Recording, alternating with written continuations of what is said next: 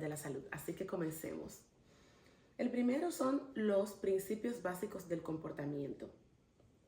Esto para mí fue uno de los favoritos, de mis temas favoritos por mucho, porque a pesar de que muchos clínicos, muchos psicólogos se niegan a darle la razón a Skinner, un conductista radical, todos los procesos psicológicos llevan al conductismo. ¿Por qué? Porque el conductismo propuso que el comportamiento humano es el resultado de la interacción del entorno con el individuo en sí. Esto se lleva a cabo mediante contingencias de reforzamiento, extinción y otras demás. También Skinner habló sobre los principios básicos del aprendizaje, el cómo aprendemos, y eso nos ayuda a entender mejor por qué las personas en ciertas crisis reaccionan o actúan de una manera u otra. También tomar en cuenta los principios del aprendizaje desde el modelo conductual nos ayuda a hacer un análisis funcional sobre qué tan funcional está esta persona, para qué hace esto, qué funcionalidad tiene la conducta de esta persona, dependiendo de lo que él necesita. Eso solo tuvimos a Skinner. Luego, más adelante, otro principio básico del aprendizaje fue cuando tomaron el modelo del conductismo de Skinner, los cognitivistas, Ellis, Beck y demás. Ellos lo que hicieron fue que ampliaron este principio o lo que proponía Skinner para envolver en los principios del comportamiento humano no solamente la relación entre las variables externas, disposicionales, predisponentes y eso, porque lo hacía ver un poco muy mecánico, sino que también involucraron las emociones, las cogniciones de la persona, esos sesgos cognitivos que se tienen, que son esos errores del pensamiento que se van desarrollando en nuestra historia a lo largo de la vida, ya sea como conectado a los principios del aprendizaje básicamente.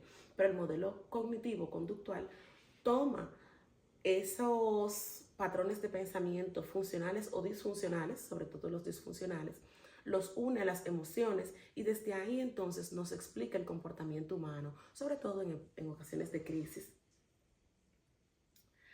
También es importante no dejar afuera el enfoque humanista, que a pesar de que el enfoque humanista o la terapia humanista no fue muy estructurada en cuanto a los principios del comportamiento humano, sí nos dejó algo muy valioso, y es sobre la conexión humana y la empatía, esa escucha activa, esa necesidad que los seres humanos tenemos de tener contacto con otros, y no solamente del contacto, sino de ser validados. El comportamiento también parte mucho de ahí. ¿Por qué? Porque si yo estoy en un entorno, en una sociedad que valora mucho los buenos modales, el buenos días, buenas tardes, con permiso, por favor y gracias, eso va a servirme como un reforzamiento para que yo pueda seguir ejerciendo ese tipo de comportamientos en el futuro. O sea que el entorno, la empatía y las relaciones humanas, las relaciones sociales, tienen muchísimo que ver en cuanto al comportamiento humano, el cómo éste se manifiesta y el cómo éste va evolucionando con el paso del tiempo. También el modelo de los sistemas nos habla de que el comportamiento humano no solamente entiende al individuo no como un sujeto individual, como un sujeto aislado, sino que lo comprende como parte de un sistema que entonces forma parte de otros subsistemas. ¿Esto qué quiere decir en cuanto al comportamiento humano?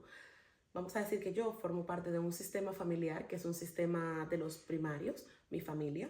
Ese sistema está conformado por mi esposo, mi hijo, los más directos que tengo. Pero a la vez yo también formo parte de un subsistema que es la UAPA. Entonces cualquier cosa que pase en uno de los grupos de mi clase que me pueda irritar un poco, ya sea que me esté yendo mal en una tarea o me esté yendo mal en la clase, ese malestar va a replicar a mi sistema primario, al sistema de la familia. Entonces voy a estar un poquito irritada con los demás. Lo que esta teoría o este modelo sistémico nos explica es que todos los sistemas son importantes cuando tratamos de evaluar el comportamiento humano, porque cada subsistema al que el sujeto pertenece juega un rol muy importante en el cómo este sujeto se comporta. Si lo llevamos más central, cuando el sistema primario, el de la casa, el familiar, está desorganizado, ya sea porque hay desparentificación o una parentificación, que es cuando los hijos toman el rol de padres, ya que los padres tienen una inhabilidad o una indisposición de ejecutar sus funciones, entonces ellos van a estar sobrecargados, van a estar presionados y van a estar como sobrecargados. Entonces, este sobrecarga emocional que llevan del sistema individual, del primordial que es la familia, lo van a replicar en los demás subsistemas, que sería la escuela en este caso, si es un infante. En la escuela va a estar un poquito más reactivo, va a estar un poquito más escéptico. Pues tomando todos estos modelos en cuenta, es que podemos explicar el comportamiento humano. Más adelante, el siguiente tema que me encantó muchísimo es sobre los tipos de crisis. Esto me lo encontré súper interesante porque la crisis no solamente es cuando existe una catástrofe o cuando hay una crisis dentro de uno de los sistemas que he mencionado. Hay muchísimos tipos de crisis. Tenemos crisis individual, que es la que la persona experimenta cuando tiene algo externo que detona una desorganización extrema o aguda en su sistema interno de respuestas, ya sea en la parte emocional, en la parte cognitiva o en la parte conductual. Esto sobrepasa, como mencioné, las habilidades que esa persona tiene de afrontamiento y hace que la persona detone una crisis. Esa crisis se puede manifestar en una ansiedad intensa, sentimientos de desesperanza, sentimientos de incapacidad y otras cosas. También están las crisis sistémicas, que son cuando un sistema, como mencioné anteriormente, no funciona de forma apropiada, lo que hace que la persona se desequilibre y presente un desbordamiento emocional en los demás sistemas, porque el sistema mayor, por ejemplo, está disfuncional. Entonces, también estas crisis se generan, no me olvidé mencionar por qué se generan las crisis en los sistemas. Las crisis en los sistemas se dan por lo regular cuando tienen conflictos no resueltos que se han arrastrado a lo largo del tiempo, o sea, conflictos sin resolución de modo transversal, ya sea alguien que sufrió una violación cuando tenía 7 años, de eso nunca se habló, el perpetrador del crimen nunca fue llevado a la justicia y ese resentimiento se queda ahí. Entonces, a lo largo no se lleva a terapia, no se habla de lo que pasó, no se atiende ese problema que sucedió y eso entonces se replica en la adolescencia. Tú ves un adolescente que es retraído, que no quiere hablar con nadie, pero todo eso sale del sistema general. También tenemos otros tipos de crisis, que es la crisis de metástasis.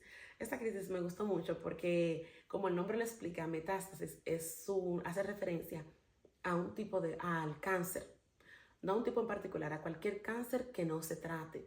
Cuando un cáncer hace metástasis, si lo tenemos en el páncreas, por ejemplo, y no se trata, ese cáncer del páncreas muta al estómago.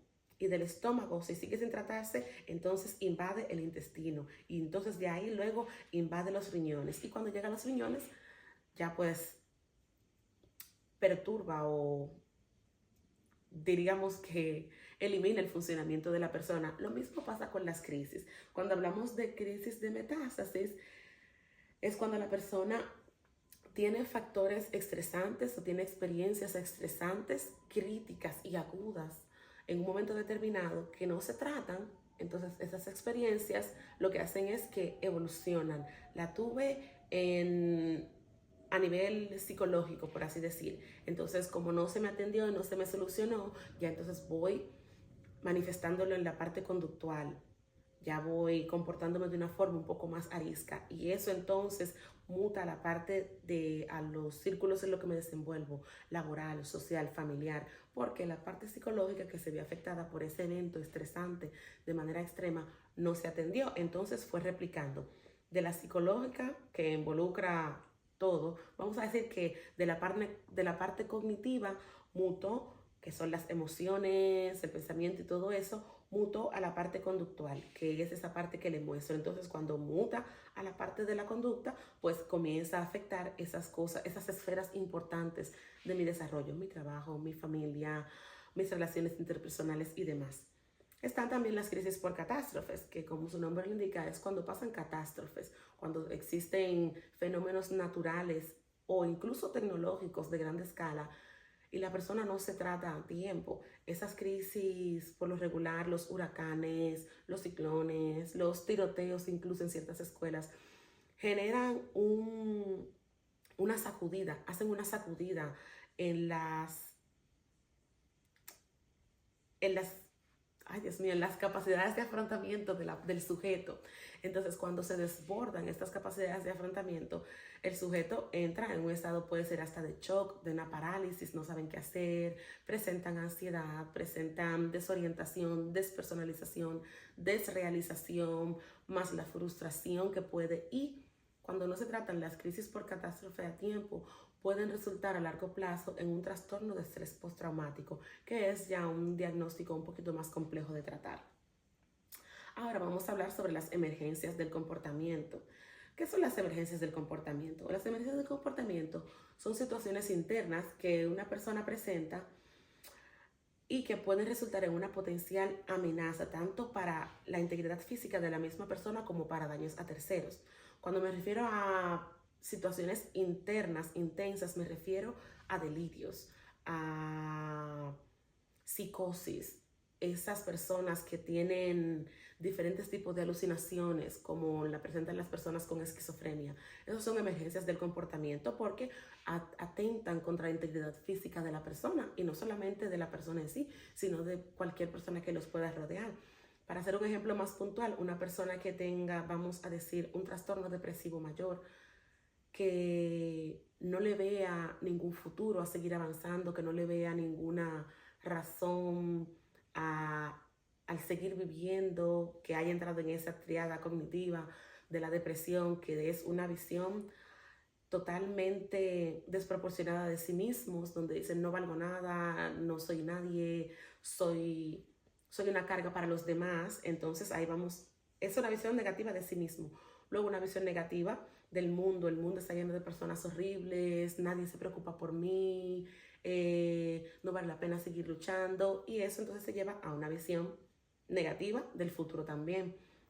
No hay nada bueno para mí en el día de mañana. ¿Cuál es la razón de seguir viviendo si al final de cuentas todo está perdido? Entonces, cuando una persona entra en este ciclo negativo de desesperanza y perdición, puede considerar que la única alternativa es, por decirlo de una manera, quitarse del medio. Entonces ahí ya representa una amenaza para sí mismo, porque puede incurrir a tratar de quitarse la vida, de autolesionarse, entre otras cosas.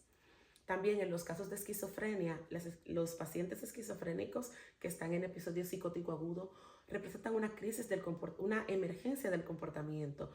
¿Por qué? Porque los delirios no tratados, que no se están medicando si es necesario y que no están siendo monitoreados por un profesional de la salud, pueden hacer que esa persona con un delirio, vamos a decir un delirio de persecución, piense que todos en casa o todos los que están alrededor de él lo están buscando porque le quieren hacer daño. Entonces, como me están buscando y me quieren hacer daño, y eso es lo que entiendo, eso es lo que siento, percibo y veo, y se me acompaña de reacciones físicas, tengo taquicardias, palpitaciones, tengo ansiedad, tengo insomnio, no duermo, no como, todo esto son componentes de las emergencias del comportamiento. Entonces, tengo que defenderme del que me está persiguiendo, que probablemente es una persona que ni siquiera está poniéndome atención, pero como mi delirio me hace pensar esto, entonces entro en un modo de defensa, porque el ser humano intenta preservarse. Y para que me ataquen, ataco yo primero. Entonces ahí es cuando le hacen daño a terceros. Ahora voy a hablar